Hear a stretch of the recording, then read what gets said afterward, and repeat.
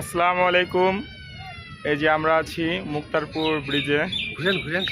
এই যে আমাদের সঙ্গে বড় ভাই সর্দিও সিনিয়র পার্সন নুনাই ভাই আছে। এই যে ওই পাশে হলো শাহ সিমেন্ট। আমরা 5 গাড়ির কাগজ করার জন্য আসছিলাম, কিন্তু কাগজটা হয় নাই। আরেকজন হারাই গেছে, শাকিল। ও হলো ঘুম বেশি। ঠিক আছে, এখন অনেক কষ্ট করতেছি।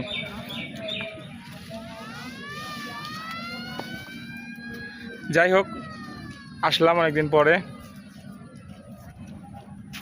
ঠিক আছে, এই যে আমাদের বড় ভাই আছে। এই যে নেই ভাই, কিছু বলেন না কেন?